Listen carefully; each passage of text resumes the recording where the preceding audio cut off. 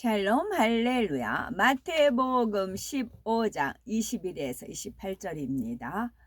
예수께서 거기서 나가사 두로와 시돈 지방으로 들어가시니 가나안 여자 하나가 그 지경에서 나와서 소리질러 이르되 주 다윗의 자손이여 나를 불쌍히 여기소서.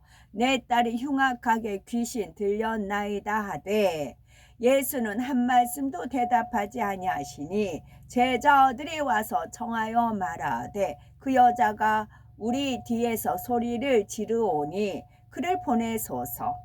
예수께서 대답하여 이르시되 나는 이스라엘 집에 잃어버린 양 외에는 다른 데로 보내심을 받지 아니하였노라 하시니 여자가 와서 예수께 절하며 이르되 주여 저를 도우소서. 대답하여 이르시되 자녀의 떡을 취하여 개들에게 던짐이 마땅하지 아니하니라.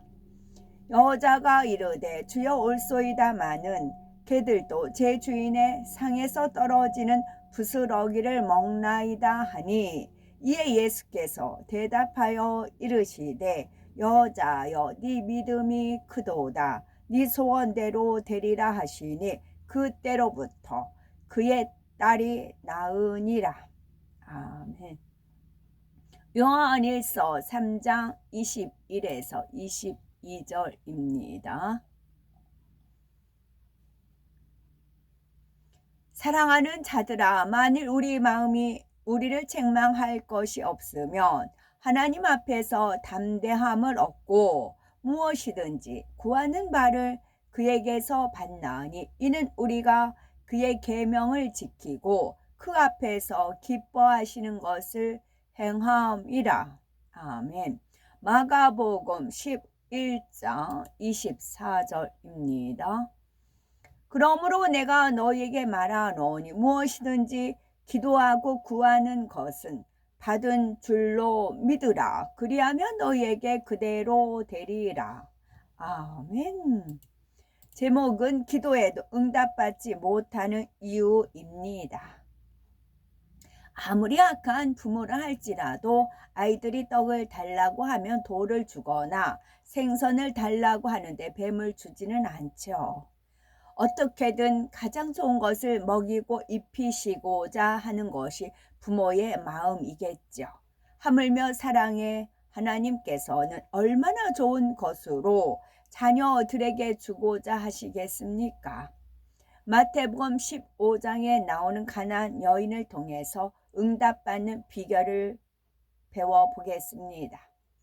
마태복음 15장 21절을 보면 흉악히 귀신 들린 딸을 둔 가나안 여인이 어떤 믿음의 행함으로 응답을 받았는지 아주 잘 나와 있습니다. 눈에 넣어도 아프지 않을 만큼 사랑하는 딸이 더러운 귀신에 들려 고통받는 모습을 볼 때마다 어미의 가슴은 새까맣게 타들어갔지요. 그러던 어느 날 늘 딸로 인해서 마음 아파하던 그녀에게 좋은 소식이 들려옵니다. 악귀를 쫓아내며 각생 질병과 연약함을 치료하시는 예수님께서 자기 마을에 오셨다는 것입니다. 여인은 기뻐서 한 걸음에 달려가 큰 소리로 예수님을 불렀지요.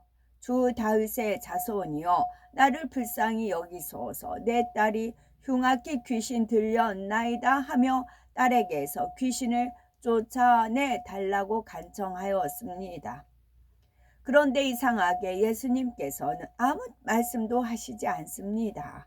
오히려 제자들이 나서서 여자가 소리를 지르니 응답해서 보내시라고 요청할 정도였지요. 이에 예수님께서는 나는 이스라엘 집에 잃어버린 양 외에는 다른 데로 보내심을 받지 아니하였노라 말씀하십니다. 이스라엘 백성만 돌아보시겠다는 것이지요. 보통 사람 같으면 이런 말을 듣고 서운할 법도 한데 여인은 전혀 그렇지 않았습니다. 도리어 예수님께 절을 하며 주여 저를 도우소서라고 애절하게 구하지요. 그런데 예수님께서는 이에 더하여 자녀의 떡을 취하여 개들에게 던짐이 마땅치 아니하니라 하시며 여인을 괴취급까지 합니다. 이는 여인의 믿음을 테스트해 보시기 위함이었죠. 만일 다른 사람이 이런 말을 들었다면 괴취급 당한 것에 몹시 분개하며 자존심이 상해서 돌아갔을 것입니다. 하지만 여인은 자존심이 상하다거나 서운해하지 않았습니다. 딸이 치료받을 수 있다면 더한 것이라도 감내해 낼 수 있는 겸비한 모습이었지요. 그래서 자신을 철저히 내려놓으며 주여 올소이다마는 개들도 제 주인의 상에서 떨어지는 부스러기를 먹나이다 하며 겸손히 아뢰었지요. 믿음의 고백과 겸비한 모습으로 끝까지 구하는 여인에게 예수님께서는 여자여 네 믿음이 크도다 네 소원대로 되리라 하시며 응답해 주셨습니다. 그러자 즉시 딸에게서 귀신이 나가서 온전케 되었지요. 우리도 이처럼 응답 받으려면 무엇보다도 하나님의 뜻대로 구해야 됩니다. 또한 겸손히 자신을 내려놓고 믿음을 끝까지 내보여야지요. 기도했는데도 응답받지 못하는 데는 이유가 있습니다. 그것은 첫째는 죄를 품고 기도하기 때문이요. 두 번째는 형제와 불목한 상태에서 기도하기 때문이요. 세 번째는 욕심으로 기도하기 때문이고, 넷째는 의심하면서 기도하기 때문이고, 다섯 번째는 계명을 지키지 않고 기도하기 때문, 여섯 번째는 믿음으로 심지 않고 기도하기 때문입니다. 기도해도 응답받지 못하는 이유 살펴봅니다. 하나님께서는 성경 곳곳에 우리의 간구와 기도에 응답하실 것을 약속하셨습니다. 요한복음 14장 13절에 너희가 내 이름으로 무엇을 구하든지 내가 시행하리니 이는 아버지로 하여금 아들을 인하여 영광을 얻으시게 하려 함이라 말씀한 대로이지요. 그런데 신앙생활을 잘한다고 하고 쉬지 않고 기도한다고 하는데도 응답받지 못하는 이유는 무엇일까요? 첫째는 죄를 품고 기도하기 때문입니다.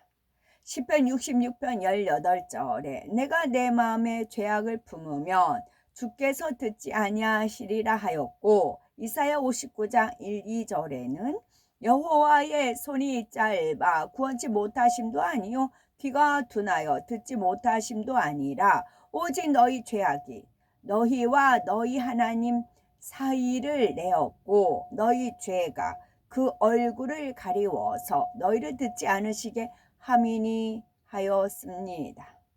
명분이요. 명분.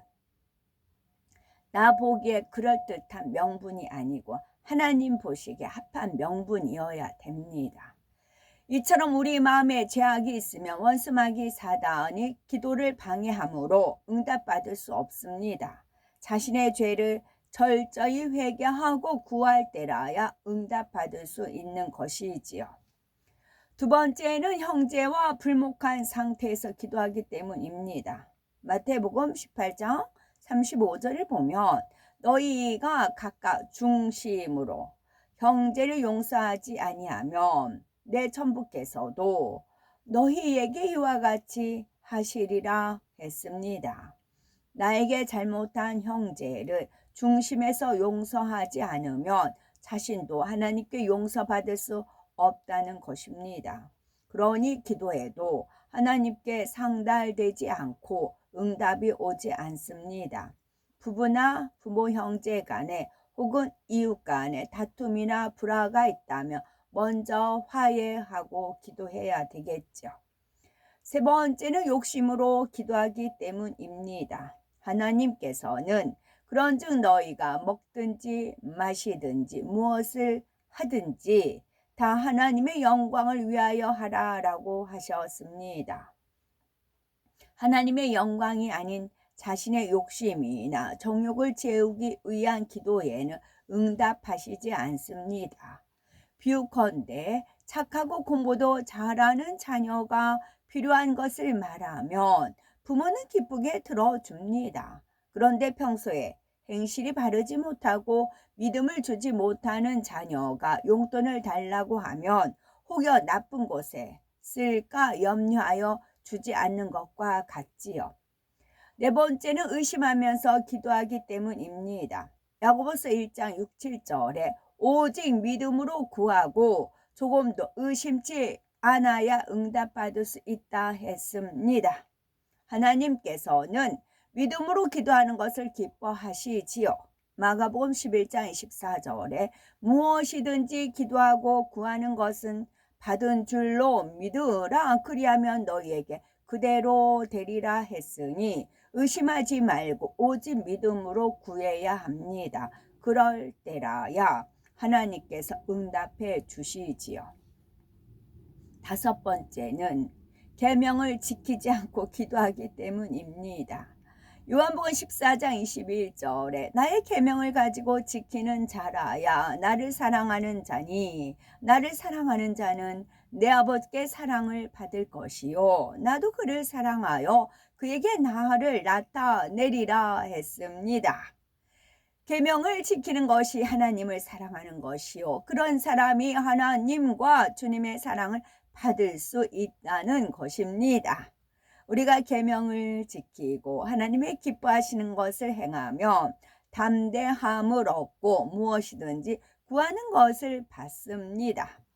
반대로 계명을 지키지 않으면 응답하시지 않습니다.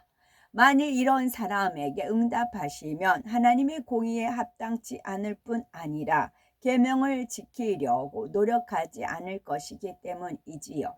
잠언 8장 17절에 나를 사랑하는 자들이 나의 사랑을 입으며 나를 간절히 찾는 자가 나를 만날 것이니라 했으니 하나님을 사랑하여 그의 계명을 지키는 사람은 간절히 찾음으로 살아계신 하나님을 만나 응답받을 수 있습니다.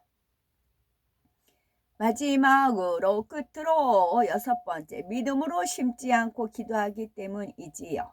갈라디아서 6장 7절에 스스로 속이지 말라. 하나님은 만물이 영임을 받지 아니하시나니 사람이 무엇으로 심든지 그대로 거두리라 말씀했으니 심지 않고는 거둘 수 없습니다.